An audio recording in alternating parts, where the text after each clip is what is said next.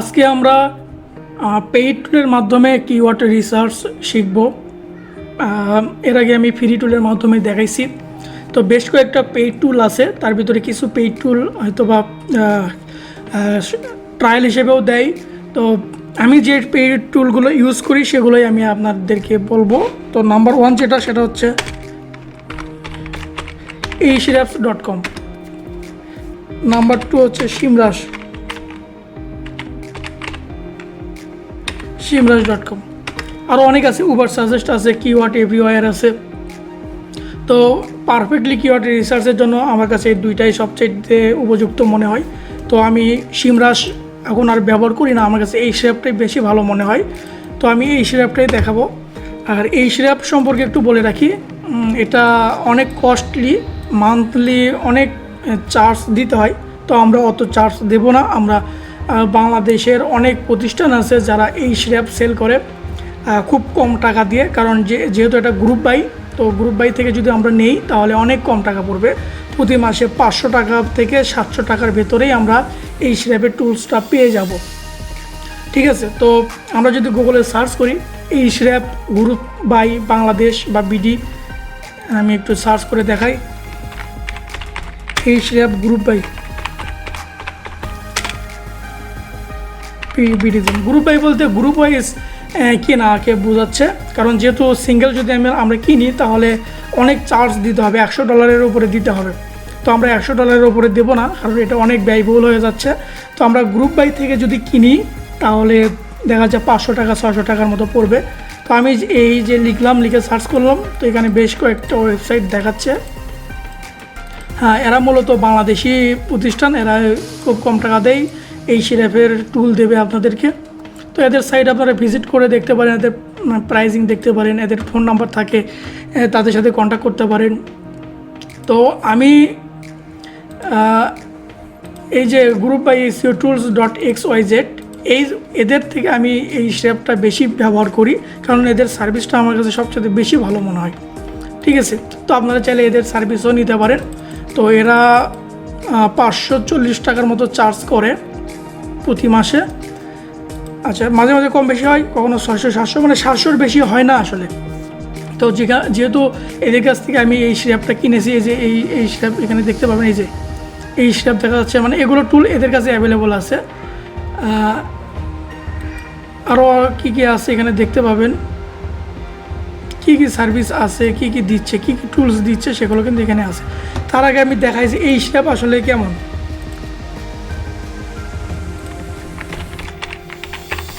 ahrefs.com লিখে যদি browse করি তাহলে এরকম ইন্টারফেস দেখতে পাবেন। এটা একটা ওয়েবসাইট। তো এদের মাধ্যমে কিওয়ার্ড রিসার্চ করা যায় বা সুইটেবল কিওয়ার্ড বের করা যায়, যে কিওয়ার্ডগুলো র্যাঙ্ক করানো যাবে, এই ধরনের কিওয়ার্ডগুলো আমরা বের করতে পারবো। এখানে লাখ লাখ কোটি কোটি কিওয়ার্ড আমরা বের করতে পারবো, যে কিওয়ার্ড দিয়ে মানুষ সার্চ করে। তো এটা হচ্ছে ahrefs ওয়েবসাইট, তো এটা আমাদের দরকার নেই। আচ্ছা, যেহেতু আমি গ্রুপ বাই SEOtools.xyz এদের কাছ থেকে আমি ahrefs কিনেছি, তো এদের অ্যাকাউন্টে আমি লগ ইন করব।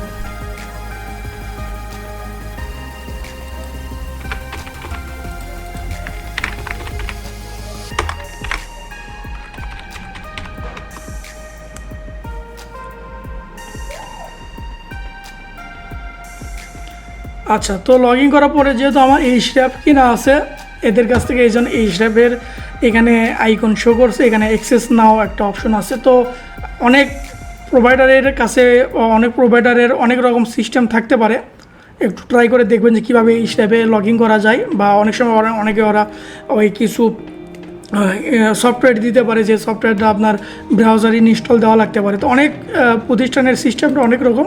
তো এদের সিস্টেমটা সবচেয়ে ভালো, কারণ এখান থেকে একবারে ক্লিক করলেই লগ ইন হয়ে যায় ahrefs। তো আমি এখানে অ্যাক্সেস নাও ক্লিক করলাম। আচ্ছা, ahrefs কিন্তু আমি লগ ইন হয়েছি। এটা হচ্ছে ahrefs লগ ইন করার পরে যে ইন্টারফেস সেইটা।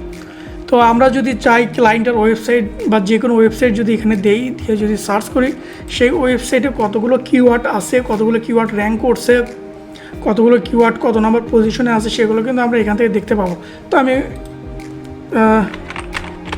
আমার একটা ওয়েবসাইট, এটা আমি দিলাম, দিয়ে আমি সার্চ করলাম এখানে। আমার ওয়েবসাইটে কতগুলো কিওয়ার্ড আছে সব কিন্তু এই হিসাবে শো করবে। শুধু আমার না, আমরা চাইলে মানুষের ওয়েবসাইটগুলো দেখতে পারি। যে কারো ওয়েবসাইট যদি আমরা জানি সেটা এখানে সার্চ করলে সেই ওয়েবসাইটে পারফরমেন্স কেমন, কতগুলো ট্রাফিক ঢুকছে। এই যে আমার ওয়েবসাইটে ট্রাফিক ঢুকছে প্রায় 750 প্লাস, 752টা ভিজিটর আমি পাচ্ছি। এটা এই হিসাব রিসার্চ করে আমাকে দিয়েছে। তো এটা আসলে সঠিক হবে না, কম বেশি হবে, কিছু কম বেশি হয়, তবে 70%ই কারেক্ট অ্যান্সার এই হিসাব দেয়। আচ্ছা, তো আমার কতগুলো কিওয়ার্ড আছে সেগুলো এখান থেকে যদি আমি ক্লিক করি, এই যে আমার এগুলো হচ্ছে কিওয়ার্ড। এই কিওয়ার্ডগুলো দিয়ে লোকজন সার্চ করে। আচ্ছা, তো আমি আমার সাইট না দেখালাম, আমরা কিওয়ার্ড রিসার্চ শিখব। তো আমি আবার ড্যাশবোর্ডে যাই। আচ্ছা, কিওয়ার্ড রিসার্চ করতে গেলে আমাদের প্রথমে এই হিসাবে লগ ইন করতে হবে। তারপর এখানে কিওয়ার্ড এক্সপ্লোর এখানে ক্লিক করতে হবে। তারপর হচ্ছে আমাদের জানতে হবে যে কী ধরনের কিওয়ার্ড বের করতে চাচ্ছি। ধরে নিলাম কোনো এক ক্লায়েন্ট আমাদেরকে কাজ দিয়েছে, তার হচ্ছে টি শার্টের দোকান আছে বা টি শার্টের ওয়েবসাইট আছে, সে টি শার্ট সেল করে। তো আমাদের টি শার্ট সেল করে এই ধরনের টি শার্ট কেনার জন্য লোকজন কী কী লিখে সার্চ করে, কত পরিমাণ সার্চ হয় সেগুলো আমাদের বের করতে হবে। আর ক্লায়েন্টের বিজনেস হচ্ছে আমেরিকাতে, আর নর্মালি সেই ক্লায়েন্ট যে টি শার্ট সেল করবে সেগুলো আমেরিকাতেই ডেলিভারি দেবে, তাহলে আমাদের টার্গেট আমেরিকাই করতে হবে। তো আমেরিকা মানে ইউনাইটেড স্টেটস, আমি ইউনাইটেড স্টেটসই এখানে সিলেক্ট করলাম। তো যেহেতু টি শার্ট সেল করে, তো আমি আসলে কিওয়ার্ড যেহেতু আমি জানি না যে কী ধরনের কিওয়ার্ড লিখে আমি সার্চ করবো, কোনো এক কিওয়ার্ড লিখে যদি সার্চ করি তাহলে সেই রিলেটেড কিওয়ার্ডগুলো আরও বের করে দেবে। তো আমার যেহেতু কোনো আইডিয়া নেই, আমি শুধু টি শার্টই লিখলাম, লিখে আমি সার্চ করলাম। টি শার্ট দিয়ে কীরকম কিওয়ার্ড আছে সেগুলো আমাকে বের করে দেবে। এখানে একটু সময় লাগবে কারণ এইগুলো ডাটাগুলো কালেকশন করছে। তারপরে এখানে টি শার্ট, শুধু টি শার্ট তো আর কিওয়ার্ড হতে পারে না, কারণ এটা অনেক ছোটো কিওয়ার্ড। এই কিওয়ার্ড দিয়ে আমরা কখনোই র্যাঙ্ক করাতে পারবো না, অনেক ডিফিকাল্ট হবে র্যাঙ্ক করানোর জন্য। ক্লায়েন্টকে এমন কিওয়ার্ড দিতে হবে যে কিওয়ার্ড নিয়ে ক্লায়েন্ট এক্সিও করে র্যাঙ্ক করাতে পারবে। সেটা অবশ্যই লং টেইল কিওয়ার্ড হতে হবে, মানে বড় কিওয়ার্ড হতে হবে। তো এখানে বেশ কয়েকটা কিওয়ার্ড সাজেস্ট করছে, T shirt design, T shirt painting, T shirt dress. তো আরও 13 লাখের মতো কিওয়ার্ড আছে এখানে। আমরা এখানে ক্লিক করব।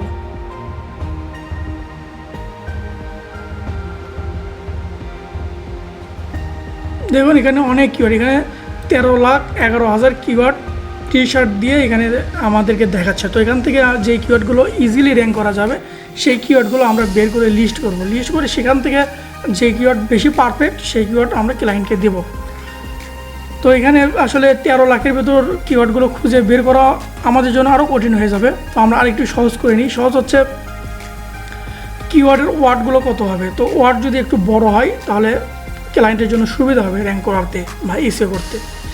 ঠিক আছে, তো এখানে যেমন কিওয়ার্ডের 1-2টা ওয়ার্ড করে আছে, তো যদি 5টা-6টা ওয়ার্ড থাকে তাহলে র্যাঙ্কটা ইজি হবে। তো আমি একটু ওয়ার্ড মিনিমাম 5টা দিলাম, আর ম্যাক্সিমাম যতটুকু হয় হবে।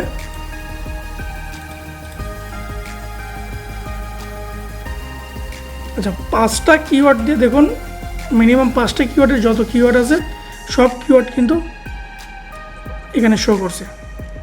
ঠিক আছে, আচ্ছা আরেকটা জিনিস এখানে বলা উচিত, সেটা হচ্ছে এই যে কেডি বলতে হচ্ছে কিওয়ার্ড ডিফিকাল্টি।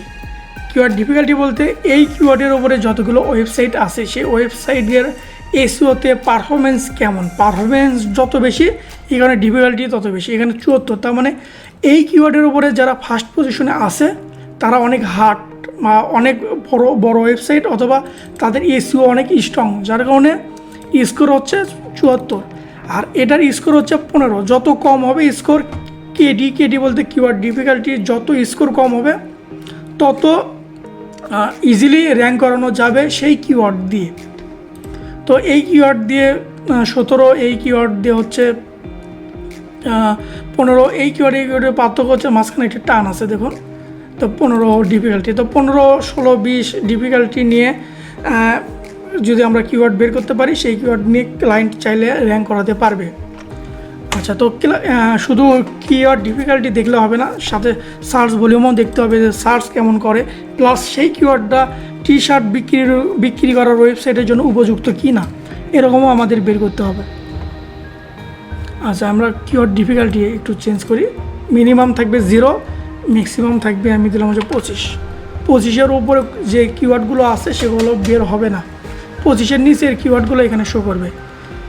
এটা 25 বলতে কিওয়ার্ড ডিফিকাল্টি 25-এর নিচে যেগুলো আছে, তো এখানে 25-এর নিচে আছে আমেরিকা থেকে 76টা কিওয়ার্ড। তো এখান থেকে আমাদের এখন T shirt painting machine for small business এটা যাবে না, কারণ ক্লায়েন্ট যেহেতু টি শার্ট সেল করছে, তাহলে টি শার্ট কেনার জন্য কী কিওয়ার্ড লিখে মানুষ সার্চ করে সেটা আমার এখন বের করতে হবে।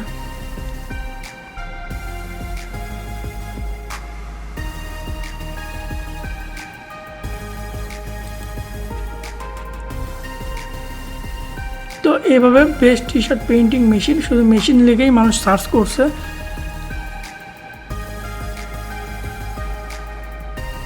আচ্ছা, এটা কিওয়ার্ড হতে পারে, কারণ হোয়াইট লং টি শার্ট এটা লিখে মানুষ সার্চ করে। তারপর হচ্ছে গান, আচ্ছা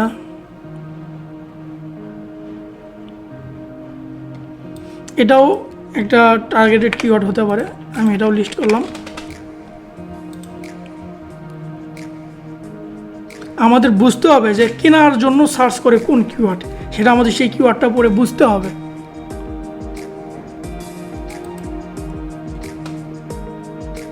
তো যদি ক্লায়েন্ট যে ধরনের ওয়েবসাইট সেই রিলেটেড যেন কিওয়ার্ড যেন হয়। ধরুন ক্লায়েন্ট টি শার্ট বিক্রি করছে, কিন্তু আমরা এমন কিওয়ার্ড বের করলাম যে কিওয়ার্ডের ভিতরে আছে যে টি শার্ট পেইন্টিং মেশিন, তাহলে তো হবে না, কারণ ক্লায়েন্ট তো আর মেশিন বিক্রি করছে না, ক্লায়েন্ট বিক্রি করছে হচ্ছে T shirt.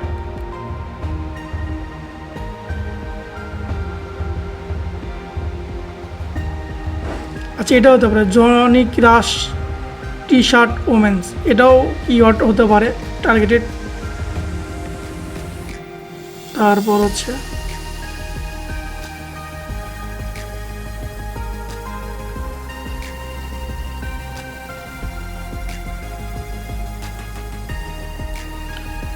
Olive green T shirt, এটাও হতে পারে যে ক্লায়েন্টের এই রিলেটেড প্রোডাক্ট থাকে।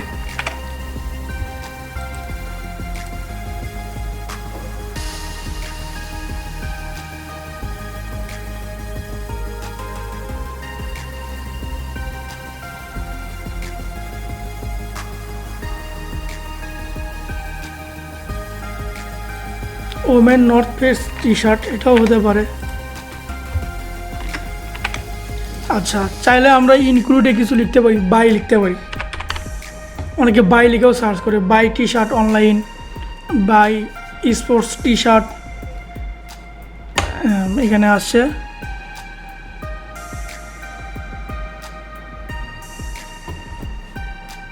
এটা তো আমি এর আগেও বলেছি, বাই থাকলে অনেক কেনার জন্য অনেকে সার্চ করে, সেই জন্য অনেক সময় বাই দিয়েও ইউজ করে অনেকে, যেটাও হবে। এটার কিওয়ার্ড ডিফিকাল্টি 1, কিন্তু সার্চ ভলিউম অনেক কম, মাত্র 20 জন লোক সার্চ করে। তো আমাদের সার্চ ভলিউমও দেখতে হবে। ক্লায়েন্ট যদি কোনো রিকমেন্ড করে যে সার্চ ভলিউম মিনিমাম 50 বা 100 হতে হবে বা 500 হতে হবে, সার্চ ভলিউম যত বেশি হবে ক্লায়েন্টের বিজনেস তত ভালো হবে। যেহেতু সার্চ ভলিউম এগুলো অনেক কম, 20-30, আসলে 20-30 সার্চ ভলিউম দিয়ে ক্লায়েন্টের তেমন বিজনেস হবে না। তো সার্চ ভলিউমও একটা বিষয়, যে অনেক সার্চ ভলিউম যেন হয়। তো বাই দিয়ে যে কিওয়ার্ডগুলো পাওয়া যাচ্ছে সেগুলোর সার্চ ভলিউম অনেক কম। তো আমি যদি এখানে ওয়ার্ডটা একটু কমিয়ে দিই, 4 ওয়ার্ড দিয়ে দেখি, আর এখানে ডিফিকাল্টি একটু বেশি করে দিই, 30 দিই।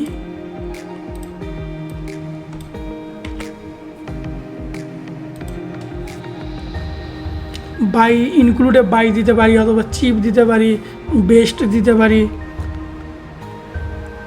আচ্ছা, আমি এখানে বেস্ট দিই।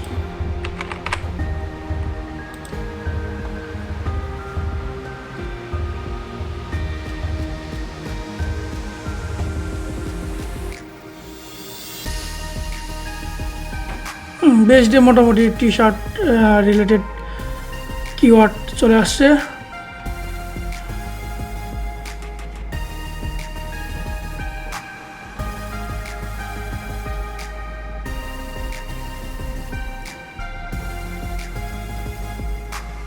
এই পাশে সার্চ ভলিউমও দেখা যাচ্ছে। তো এইভাবে আমরা টি শার্ট রিলেটেড কিওয়ার্ড বের করতে পারি। তারপর হচ্ছে ধরুন ক্লায়েন্ট বাংলাদেশে কোনো ই কমার্স ওয়েবসাইট সে টি শার্ট সেল করবে, তো সেক্ষেত্রে আমার বাংলাদেশের কী কী কিওয়ার্ড হতে পারে সেগুলো বের করতে হবে। তো আমি বাংলাদেশ কান্ট্রিটা সিলেক্ট করে দেব।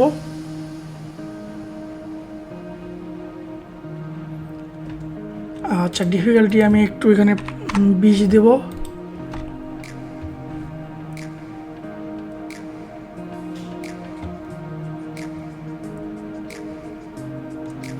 বাংলাদেশকে টার্গেট করে আসলে এই যে এই কিওয়ার্ডগুলো আমরা চুজ করতে পারি।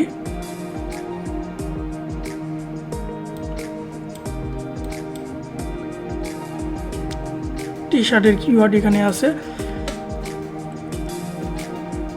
তো এই প্রসেসে আমরা কিওয়ার্ডগুলো বের করতে পারি। ক্লায়েন্ট যে টি শার্টই দেবে এমন কথা না, ক্লায়েন্টের অন্যান্য বিজনেসও থাকতে পারে, ক্লায়েন্টের পার্লার থাকতে পারে, বা ক্লায়েন্টের অটোমোবাইলের ওয়ার্কশপ থাকতে পারে, অথবা ক্লায়েন্টের অন্য কোনো বিজনেস থাকতে পারে।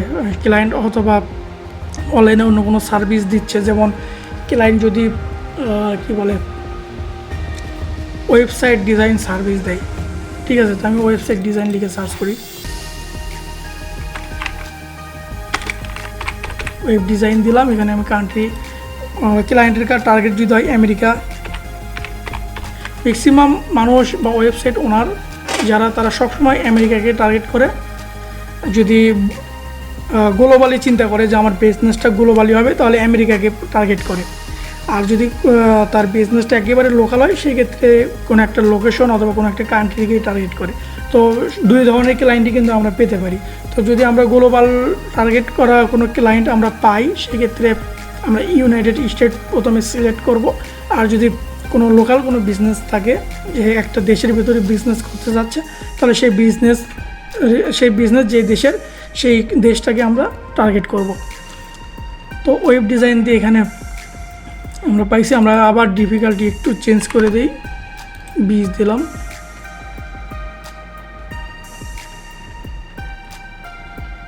আচ্ছা, এখানে কিন্তু অনেক কিওয়ার্ড আসেছে। E commerce website design package, এটার সার্চ ভলিউম 400।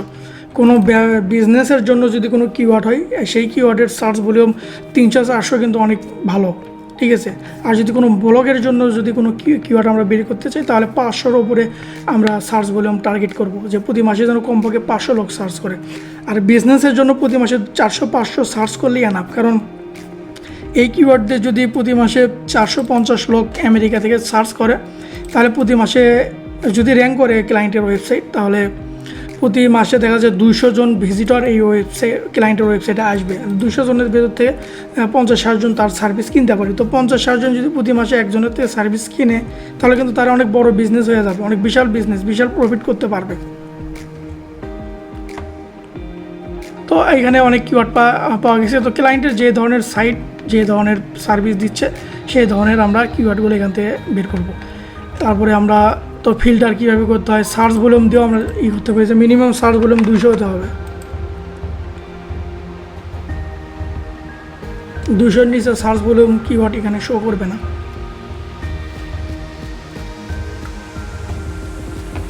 আচ্ছা, তো আমরা যদি কোনো ব্লগকে চিন্তা করি, যে আমরা একটা ব্লগ বানাতে চাচ্ছি টেকনোলজির উপরে, তো কিওয়ার্ডগুলো কেমন হতে পারে।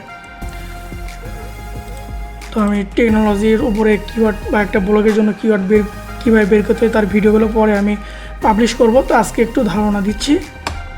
ধরুন আমরা অলরেডি সিলেক্ট করেছি যে আমরা মোবাইল ফোনের ওপরে একটা ব্লগ বানাবো, যেখানে বিভিন্ন মোবাইলের বিভিন্ন প্রবলেম, বিভিন্ন সলিউশন দেওয়া থাকবে। তো তার উপরে আমরা একটা ব্লগ তৈরি করতে যাচ্ছি। তো তার কিওয়ার্ড কেমন হবে। তো প্রথমে আমরা সিলেক্ট করব যে মোবাইল তো অনেক কোম্পানির আছে, স্যামসাং আছে, আইফোন আছে, শাওমি আছে। তো কোন ফোন নিয়ে প্রথমে কিওয়ার্ড বের করবো, কোন ফোনের ওপরে। তো ধরলাম আমি আইফোন নিয়ে কিওয়ার্ড বের করবো। তো নর্মালি আইফোনই আমি লিখব। টার্গেট কোন দেশ হবে, বাংলাদেশ টার্গেট হলে বাংলাদেশ, আর যদি ইন্টারন্যাশনাল টার্গেট করি তাহলে আমেরিকাকে আমরা সিলেক্ট করে দিলাম। যেহেতু আমরা ব্লগ বানাচ্ছি, আমাদের টার্গেট হচ্ছে গুগল অ্যাডসেন্স থেকে ইনকাম করা। তো গুগল অ্যাডসেন্স থেকে যদি আমরা ইনকাম করতে চাই একটা ব্লগ থেকে, তাহলে আমাদের টার্গেট করতে হবে আমেরিকাতে। আমেরিকা থেকে আমাদের সুইটেবল কিওয়ার্ড বের করতে হবে। তাহলে আমেরিকা থেকে যদি আমরা সুইটেবল কিওয়ার্ড বের করি, তাহলে আমেরিকা থেকে যদি আমরা হিউজ পরিমাণ ভিজিটর আমাদের ব্লগে পাই, তাহলে কিন্তু আমাদের আর্নিংটা অনেক বাড়বে। আচ্ছা, আইফোন লিখে এখানে আমি কিওয়ার্ড ডিফিকাল্টি আমি সর্বোচ্চ দিলাম হচ্ছে 20।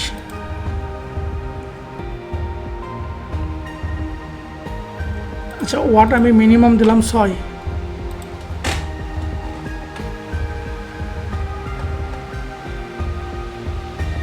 দেখুন এখানে ডিফিকাল্টি দেখাচ্ছে 11 বলতে কিওয়ার্ড ডিফিকাল্টি 100-র মধ্যে 11তে আছে এই কিওয়ার্ডটা।